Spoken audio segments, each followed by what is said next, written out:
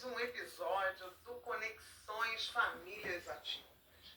E é claro, como a gente tem sempre esse compromisso de apresentar todos os lados de uma mesma moeda, hoje nós não estamos recebendo hoje um pai atípico, não uma mãe atípica, mas um pai atípico, porque pais atípicos também fazem a sua parte. Tudo bem, Ronaldo? Tudo bem. Isso, vou ter que te interromper para fazer a autodescrição. Sem problema. Sou Milva Campos, tenho 1,72 m, tenho cabelo castanho escuro com luzes, estou vestindo uma calça, uma pantalona de cor mostarda, uma camiseta preta e um casaco off-white. Off-white é um branco meio que vai pro bege, sei lá. Ronaldo, sua autodescrição, seja bem-vindo. E é isso. Eu sou considerado pardo, né? Uhum. Cabelo crespo, barba por fazer.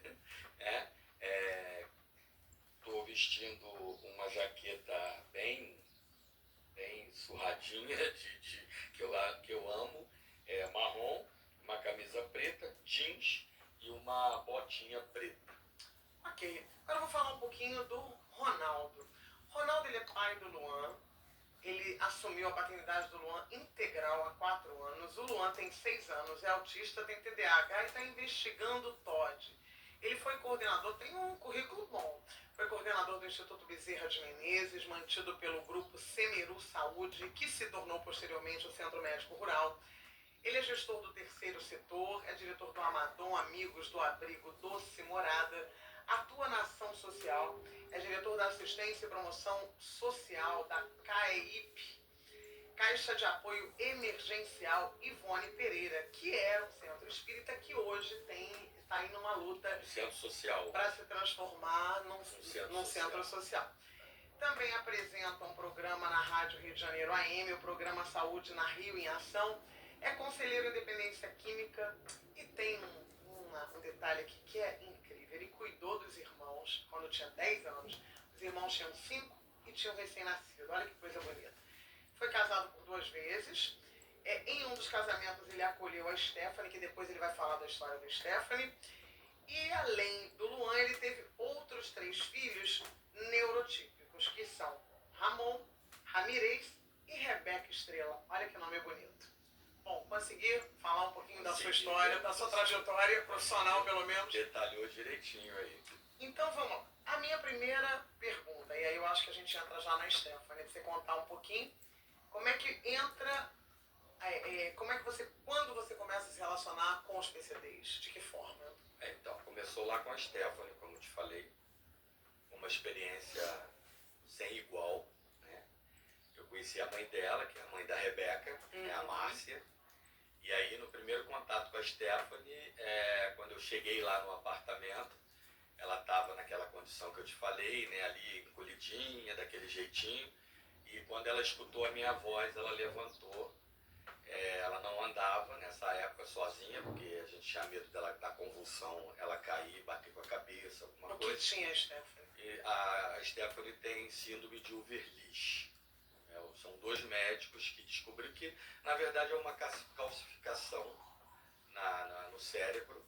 Né? A Stephanie usa fralda ainda, até hoje com 32 anos. Agora em setembro ela completa 33 anos. Que lindo. O médico que diagnosticou disse que ela não passaria dos 7. Ele já partiu para a pátria espiritual e a Stephanie está aqui. Né?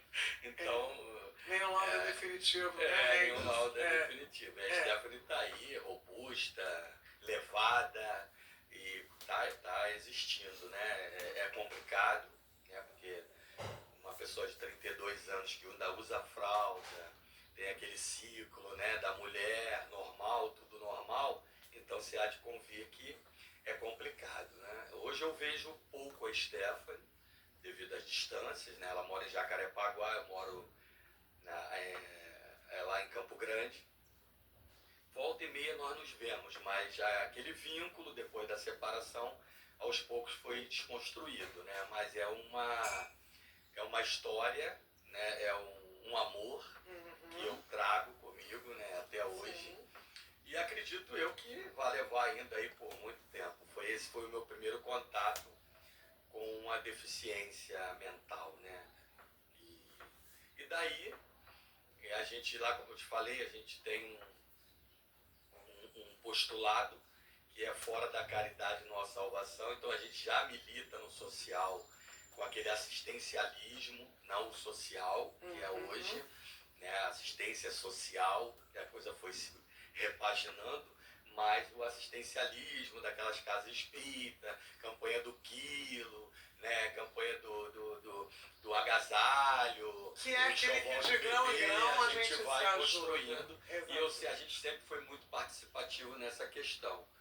E aí foi caminhando por aí, o destino foi se encarregando de empurrar a gente meio que sem saber. Quando tem boa intenção, as coisas acontecem para que elas sejam abraçadas. Aí você falou aí, né, da mãe qual era o nome dela? Que eu esqueci, da mãe da Stephanie? Márcia. E hoje você descobriu o Luan quando ele tinha 1 ano, né? Foi o fruto de um encontro, que bom encontro, que belo encontro. Sim. Mas posteriormente você resolveu ficar com o Luan. E aí eu quero que você me diga, a gente fala muito do que acontece quando uma criança cresce sem pai, né? A gente questiona muito a ausência paterna. Mas e como é que é para uma criança atípica, ou acredito que para qualquer criança, a ausência da mãe? Como é que o Luan lida com isso? Então, o Luan, quando nós descobrimos essa paternidade, né, que a gente foi buscar, né, o Luan de cara, até pelo comprometimento do Luan, que nós não sabíamos ainda, né, com 1 aninho a gente não tinha essa ideia, mas o Luan me adotou, literalmente, né? Quando ele me viu, ele ainda não andava, mas ele veio segurando nas coisas e aí subiu segurando na minha calça e pediu colo. E dali a gente não se largou mais, né? E hoje o Luan completou 6 anos, agora 27 de junho, canceriano. E a gente, enfim, eu acredito que talvez com essa questão dele, e talvez, a gente não afirma, sim, mas até pela própria experiência que ele teve com esse universo feminino, nesse início de vida de 1 ano, a coisa não tenha ficado muito bem, vamos dizer assim... Talvez a experiência, por algum motivo, não tenha sido muito satisfatória nesse quesito. Né? E aí, como eu já, com essa experiência lá de trás, que você narrou aí, de criar os irmãos e tal, então esse lado mãe é muito aflorado também, né, no pai. Eu acredito que eu tenha conseguido suprir, muito embora a gente saiba que não é o ideal, né? O ideal é pai, mamãe e tal, seja ela de que forma for, né? Mas eu acho que a gente deu conta. E hoje, assim, eu não sei te dizer exatamente o que passa no universo do Luan, mas eu acho que a gente tem dado conta e os contatos que ele tem com irmã, tia e avó e tal, eu acho que isso daí... acaba sendo essa rede de apoio, de referência feminina, exato, né? Exato. Aí a gente programa aqui, mas a gente vai pulando, né?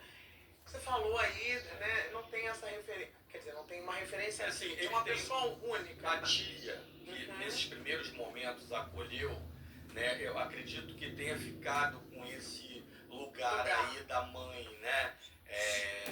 A mãe esporadicamente, quando aparece, não tem assim aquele impacto para ele. Sim. Porém, a tia ficou, acho que, com esse papel aí de mãe, né, com essa referência de mãe. Aí eu vou tocar num outro ponto, porque eu sei que para as rotinas das mães atípicas, que é uma rotina de doação integral, acaba ficando um pouco de lado essa questão do emocional da própria mãe, né? De conseguir um parceiro e o desafio para quem vai querer aceitar esse desafio.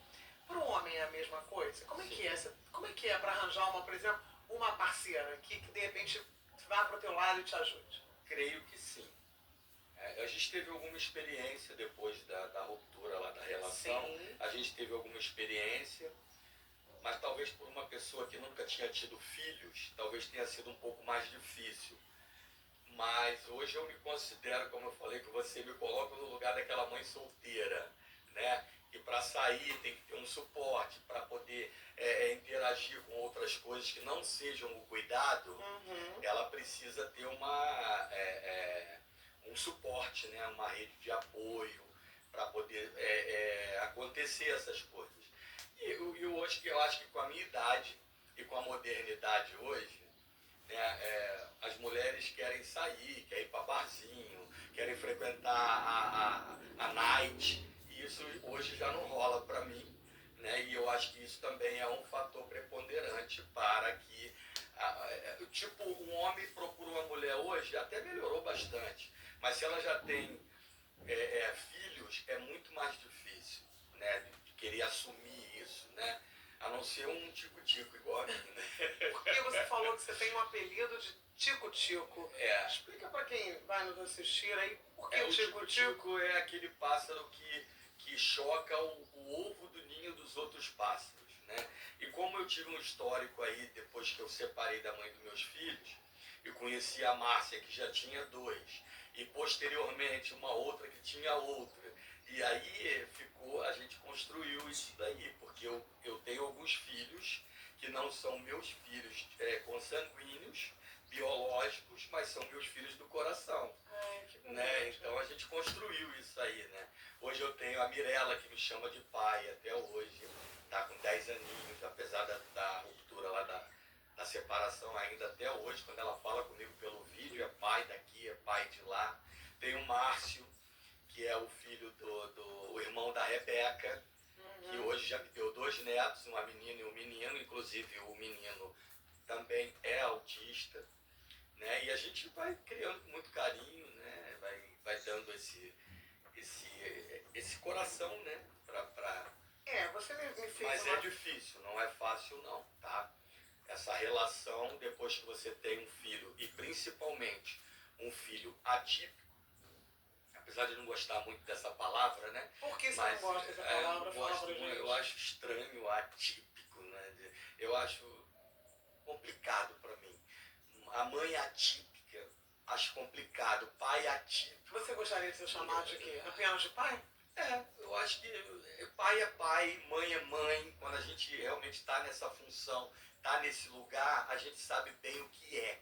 Então acho que rotular de atípico não é muito a minha praia, não. A gente entra no barco aí, vamos, mas não gosto muito, não. Ok, vamos falar de uma frase que você falou que eu acho que está aproveitando os seus ganchos, que eu vou pegando seus ganchos. Você disse, cuidar é dom e pode ser concedido a homens ou mulheres. E aí, me fala um pouco sobre esse teu pensamento.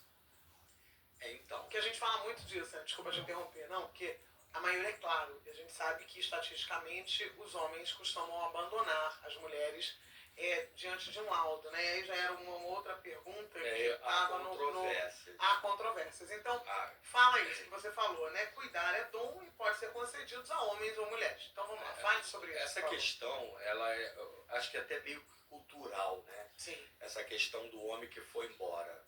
Quantos pais nós conhecemos que não são de crianças atípicas, mas que deixam a mulher logo depois da maternidade, ou muitas vezes até antes? Né? Às vezes essa gravidez ela já aconteceu, acho que depois até de uma ruptura, né? de um casamento, vamos dizer assim. Então eu acho que assim, existe aquela questão do filho ideal e do filho real. Né? E a gente precisa trabalhar isto. Você vai ter um pai que mesmo não tendo um filho atípico, como você chamou de neuroatípico, mas ele também vai embora. E esse casamento, será que esse casamento já estava robusto, já estava firme lá atrás, antes da concepção dessa criança? E se esse casamento já estava de tal forma, já ruindo, já mais pela acomodação do que pelo amor ou por outros laços que prendem um casamento, e aí de repente surge um filho que não é o ideal. Ele talvez venha a ser aquela gotinha que estava faltando para entornar. Acho que a gota, então, né, para transbordar. Então eu não direcionaria hoje, que todos os pais abandonam as mulheres quando descobrem que o filho tem um comprometimento mental ou neurológico, seja ele de que natureza for. Eu não penso desse jeito. Eu acho que existem, né? Existem. Como existem os homens que a gente vai falar agora do Agosto Lilás, que é dessa questão da violência doméstica. São homens e homens, né? São mulheres e mulheres, são mães e mães. Então a gente tem mãe também que não sabe ser mãe. Diga-se de passagem, muitas dessas crianças também têm o suporte da avó, que às vezes o pai tem que trabalhar, a mãe tem que trabalhar e a vovó às vezes segura o rojão. Vivendo hoje dentro desses ambientes de reabilitação, eu vejo todo esse universo. Eu sou um dos poucos realmente. Já vi 1, 2, dentro de 50, dentro de um centro de reabilitação. Estou ali sentado, aí às vezes um pai aparece, aí opa, aí a gente consegue trocar, mas é raro realmente. Mas o porquê não dá para a gente rotular que é porque esse pai foi embora. Esse pai pode estar trabalhando, porque muitas vezes, e na maioria delas, essa mãe precisa deixar o universo do trabalho. Principalmente se for um autismo grave. O autismo não vem sozinho, ele vem com outros comprometimentos, outras comorbidades, como alergia, o Luan é super alérgico. Seletividade alimentar. O Luan, quando ele cisma com um alimento, já ele quer comer aquilo a semana inteira. Né? E aí você tem que controlar, porque aí tem o peso, tem a diabetes, e você é realmente o samba do crioulo doido. E como é a rotina de um pai atípico? O pai atípico, você não gosta disso. O pai do Luan, né? E a outra coisa, você acha que... porque a gente sabe, por exemplo, eu sou mãe de um homem, né? E a gente sabe, por exemplo, um homem quando está resfriado, ele é um pouco mais ele fica um pouco mais fragilizado que uma mulher. Nós funcionamos de formas diferentes, é claro, né? Não pode ser igual, né? Cromossoma, tem várias questões. Tudo é diferente. Então, você acha que diante de um laudo, como é que foi para você, por exemplo? Eu não vou ficar supondo, não. Como é que foi para você? Então, é como a gente falou ali nos bastidores. Para mim foi de uma espontaneidade muito grande. Primeiro porque a gente tem também, culturalmente falando, o filho ideal. Eu nunca, não sei se talvez por essa minha ligação com esse universo do social, de estar ali, por ser espírita já há muitos anos, e isso para mim era o filho que viesse, eu não tinha filho ideal. Até porque quando a Márcia ficou grávida da Rebeca, foi um boom na família, porque ela já tinha a Stephanie com problema neurológico mental. Será que a Rebeca também vai vir assim? E aí eu falei, se vier, nós vamos cuidar da mesma forma como a gente cuida da Stephanie, né? E não aconteceu, né? A Rebeca tem lá os seus questionamentos, seus conflitos existenciais, mas não tem problema neurológico mental, né? Como você falou, é neuroatípica. Então, acho que eu nunca tive essa questão do ideal. Era o filho que viesse. Mas, no geral, você acha que as pessoas, quando estão diante de um laudo, você tem uma percepção de eu acho que você acha? Eu acho que é... O que você percebe como homem? Eu acho que é complexo. Eu acho que é complexo. Há negativas? Sim. Eu acho que é complexo. Não vou até adentrar, porque envolve outras pessoas. E a gente conversou nos bastidores, mas eu sei que tem sim. Pai que criou aquele ideal de filho, né? E de repente se dá conta que aquele filho não vai corresponder à sua expectativa. Não vai para o campo jogar bola, não vai brincar, não vai interagir. Então isso é complexo. E aí acontece que muitos desses pais realmente não conseguem dar conta. Eu acho até, como você falou, a mulher, ela tem uma estrutura mais robusta, né? Não é à toa que Deus criou a mulher, né? Teve essa fantástica ideia. Meninas, nós somos mulheres. Que bom que Deus teve essa fantástica ideia de criar a mulher, né? Não foi à toa. Eu acho que o Criador, a inteligência suprema do universo, não foi à toa que criou a mulher, né? É por isso que a mulher dá a luz, porque tem que ter um preparo, porque quem acolhe a vida tem que saber lidar com tudo aquilo que a vida oferece, né? E eu trouxe um pouco desse lado mãe, sim, né? Então eu acho que quando eu tô resfriado, quando eu tô com febre, quando eu tô... Aí você vai me perguntar, Ronaldo, como é que é isso? O que você sente mais falta dentro desse contexto? Eu ia do te perguntar suporte. quais são os seus maiores É do desafios dentro da sua suporte. É o paternidade. suporte. Porque o dia que eu tô com 40 de febre, que eu tô ruim, Quem cuida do Luan, né? eu puxo, eu falo, não, eu tenho que ir. Porque assim eu mesmo. tenho que dar conta do Luan. Sim. Né? Então uma febrezinha de 40 é banho frio, analgésico e vamos lá no Luan. Tá vendo, gente? Olha aí, o homem ideal. Tem homem aí que tem uma alma feminina que, pô, graças a Deus, né? Que bom. Aí você falou do espiritismo, aí eu queria que você me falasse qual a importância que você acha, independente da religião e tal, você acha que a fé ajuda? Como é que você lida? Como é que isso muda? Você acha que a maneira de reagir? E assim, eu até quase 20 anos eu era ateu. Eu não conseguia ver a questão da humanidade, as pessoas, com um Deus que conduzia tudo isso, porque até então a ideia de Deus era diferente, né, para mim. Como que Deus permite isso? Né? Como é que acontece tudo isso? E eu, como ateu, eu fazia coisas que eu não via as pessoas que se intitulavam religiosas fazerem, né? Então eu me perguntava muito com relação a isso. E a doutrina espírita me apresentou um Deus único, amoroso e bom. Um Deus que não castiga, um Deus que ama. E esse Deus foi que conquistou o meu coração, porque ele já estava em mim. Né? Porque Deus, nós somos parte desse Deus. Sim. Nós somos energia pura. Sim. E aí foi aí que eu percebi que com toda essa dificuldade, com toda essa questão, e o Espiritismo não deixou eu ter esse conceito de um filho ideal. Né? Porque o Espiritismo ele ensina a gente isso.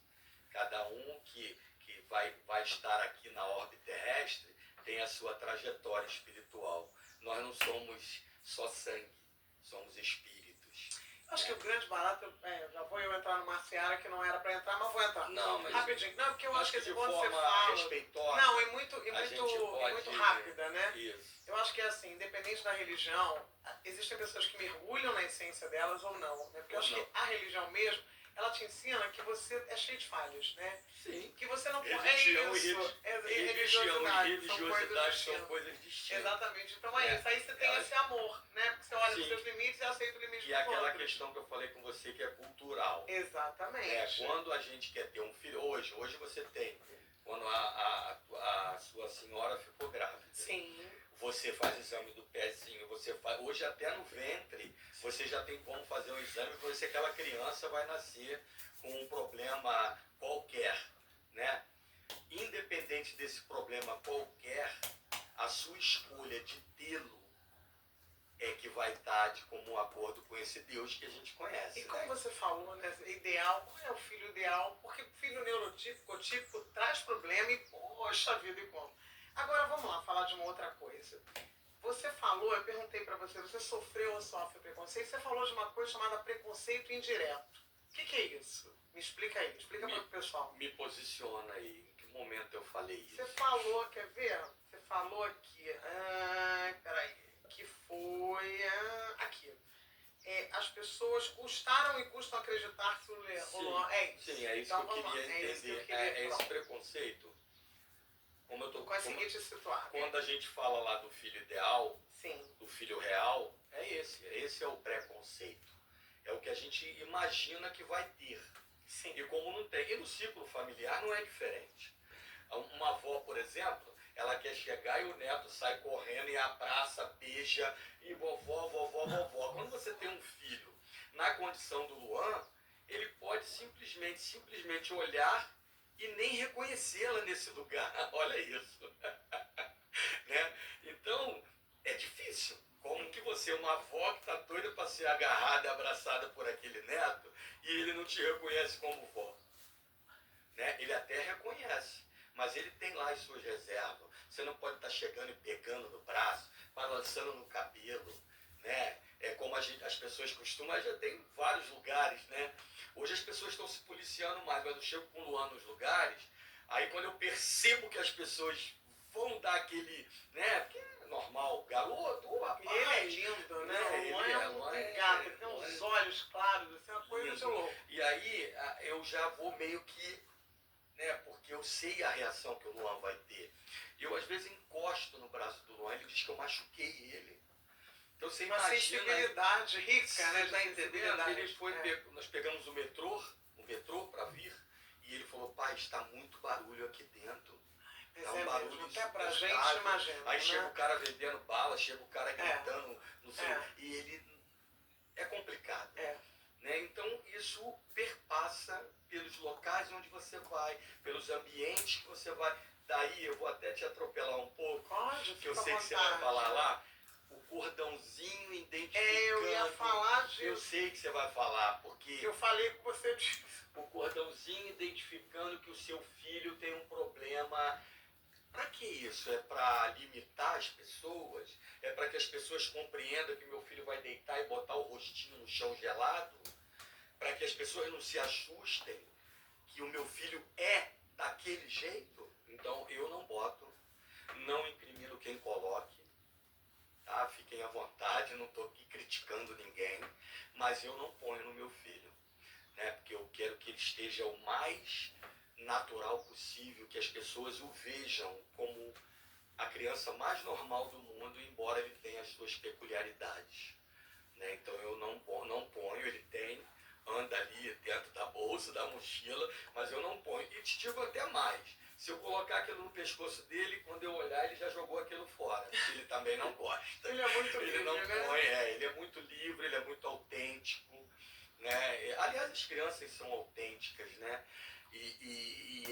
Esse preconceito é exatamente, eu acho que dentro desse universo. Porque a criança, independente dela trazer os seus transtornos, e o autismo nunca vem sozinho,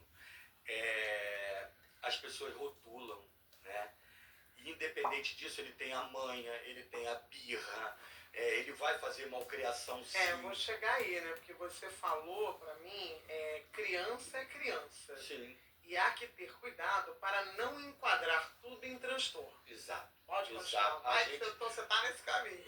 Eu percebi isso, Milva, que em determinados momentos, e até quando eu já tinha um laudo do Luan, eu ficava me perguntando se aquilo era do transtorno, se era do TEA, ou se era do Luan.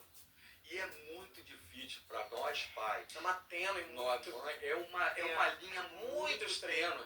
Tanto que quando eu entrevisto lá as psicopedagogas, as neuropsicopedagogas, as psicólogas, as fonos da vida, para falar desse assunto de TEA, que a gente aborda bastante isso, né?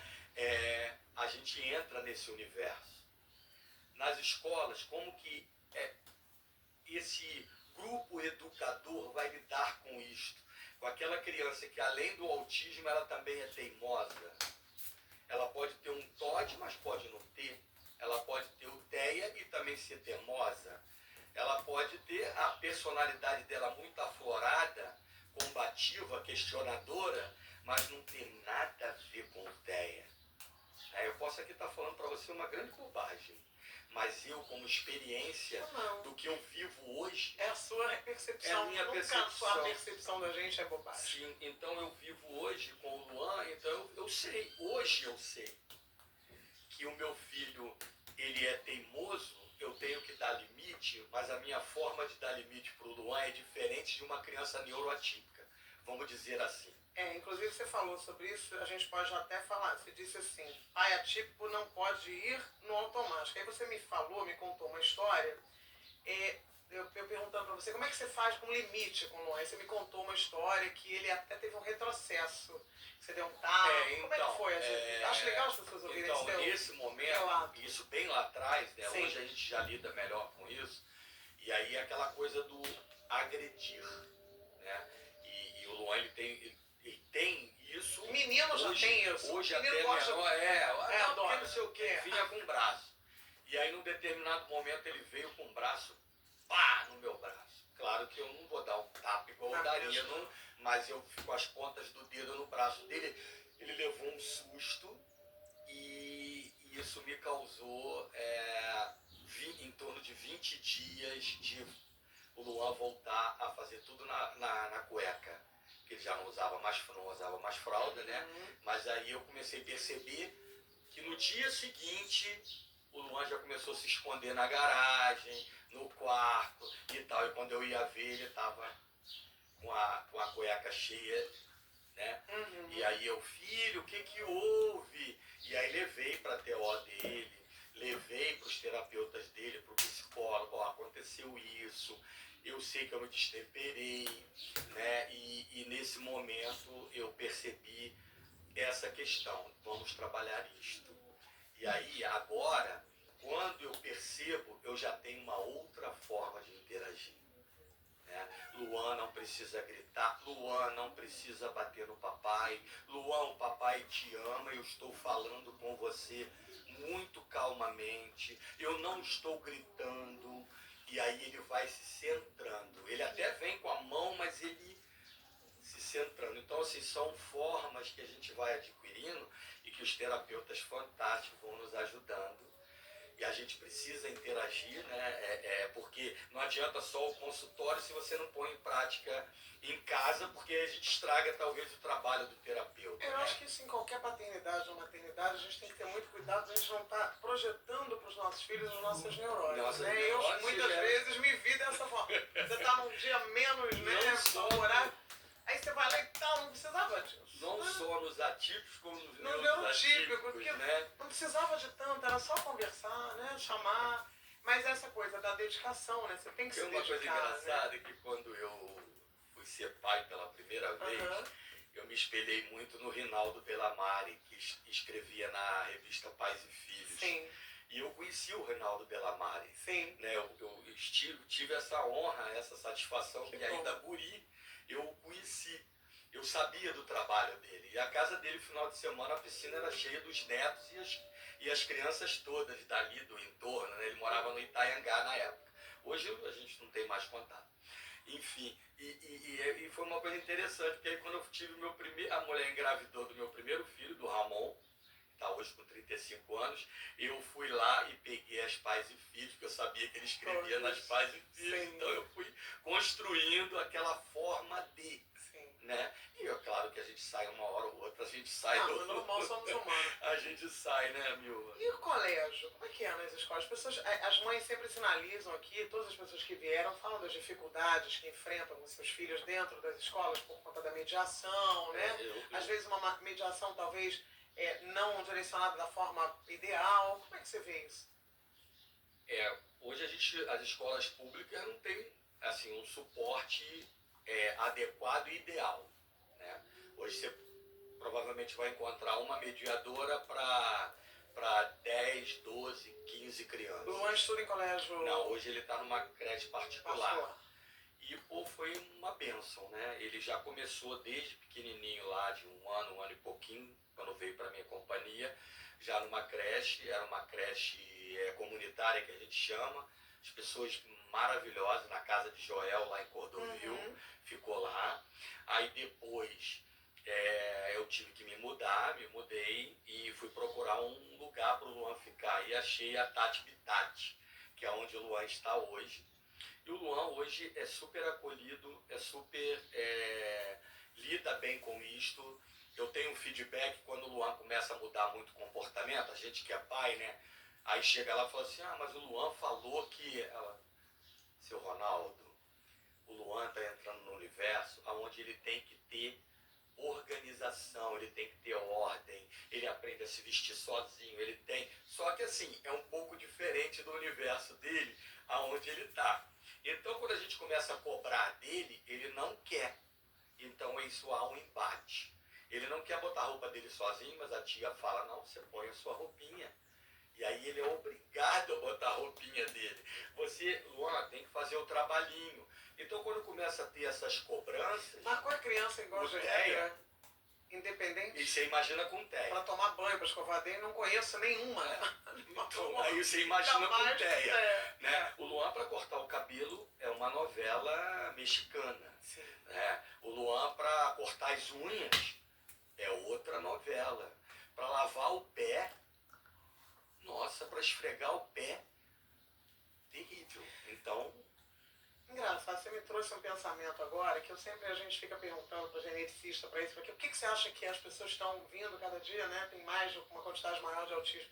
Eu acho que as pessoas que estão dentro desse espectro, acho que elas talvez venham para a gente, né? Para nos ensinar a ter uma atenção que a gente não está mais tendo, uma dedicação que a gente não está mais tendo, que está perdendo. Eu acho que Para se chamar a existe atenção. alguma coisa no universo, né, para quem acredita, o dono do universo, sei lá o que, cada um chame como quiser, mas eu acho que veio de repente para dar uma reorganizada, né? Porque está tudo muito disperso, até né? porque são inteligentíssimos. Muito, né? muito interessantes, criativos, inteligentes. Lá né? no Instituto nós tínhamos aula de desenho e pintura em tela. E nós tínhamos os irmãos gêmeos lá, que eu não vou lembrar o nome agora. Sim, não tem problema. E eles, como aqueles garotos desenhavam.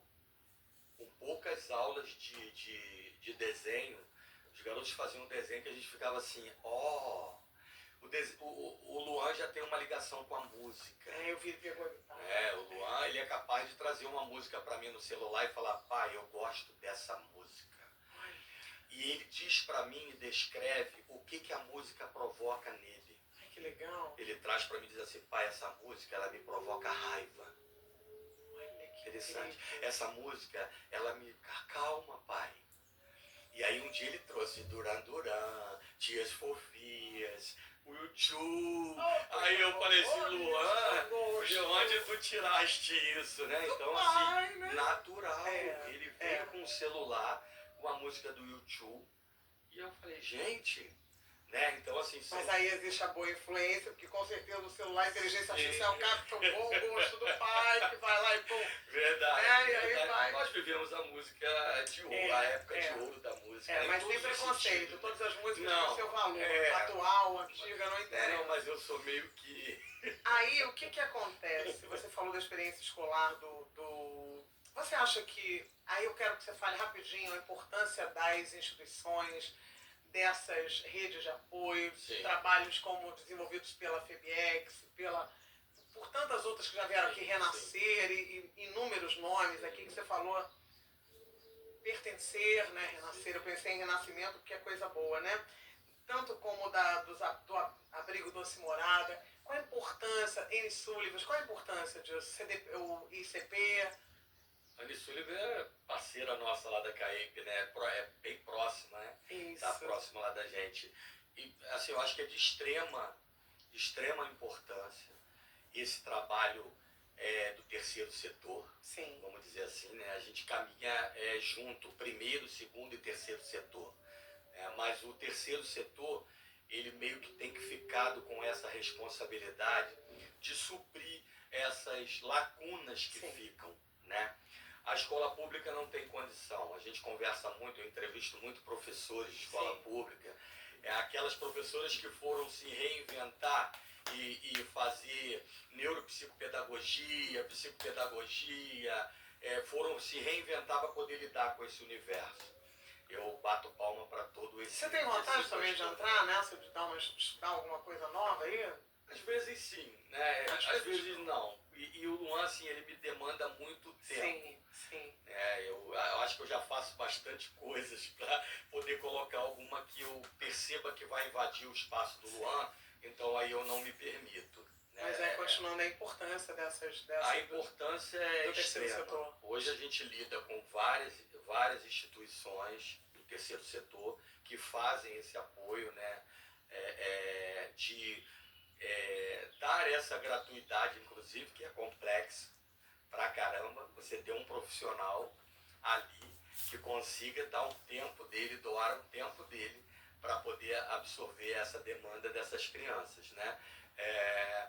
Os centros de reabilitação, vamos dizer assim, particulares, eles chegam momentos que não dão conta, porque como você falou lá no início da tua fala, é muito autista chegando, é muito TDAH, é muito TOD, é muita coisa chegando aí que a gente não consegue. É uma reconfiguração do mundo. Uma reconfiguração do mundo. Nós primamos para que as políticas públicas, o Estado, né, o federal, o municipal, que a gente possa caminhar de forma que a gente possa realmente abraçar todo esse universo junto com o terceiro setor. Isso, que é uma grande parceria, né? Os empresários têm uma participação também muito. muito grande, né, nesse universo. Então eu acho que é isso, é de uma extrema relevância, é de uma extrema importância, e quando cada vez mais a gente se certifica disso. Que bom. E que bom que a gente encontra pessoas com essa predisposição, com essa predisposição. Exatamente. É isso. E aí eu queria, o tempo está acabando, já acabou, né? Mas eu quero que você deixe uma mensagem para quem vai nos ouvir, nos ver, né? Deixa uma mensagem como pai atípico. Ah, você não gosta desse nome, como pai do Luan, como alguém que recebeu essa criança tão cheia de dotes e de especialidades e de coisas e de talentos. Ele é muito legal. Maravilhoso, ele é Fale pro público. Eu já o conheci, já conversei com ele. Olha para a câmera e deixa o seu recado. Eu acho que a base, eu sempre vou levantar essa bandeira do amor, né? Eu acho que a base em tudo na vida da gente é o amor. Né? É o amor pelos filhos, é o amor pelo trabalho, é o amor pelas pessoas, né? A gente faz um trabalho também com população em situação de rua, né? Não deixe que essas pessoas fiquem invisíveis. O que a gente puder fazer, a gente faça. A gente chega até o outro. A gente fez uma campanhada d'água gelada no verão de 40 graus. Abre a sua torneira para essas pessoas tomarem um banho, se refrescar. Então, assim, eu acho que a base é o amor. Quando a gente se predispõe a abrir os nossos corações, o universo conspira a nosso favor. Né? Então, o que eu posso deixar... E essas mães, eu não tenho dúvida que amam seus filhos. Né? A gente percebe isso o tempo todo.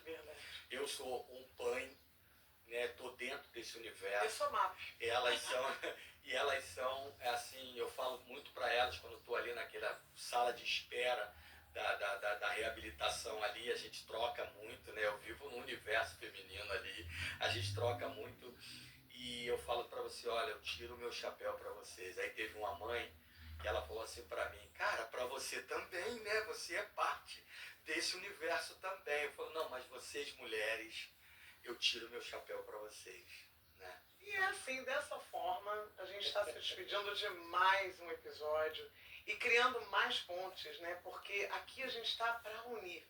Nós queremos o quê?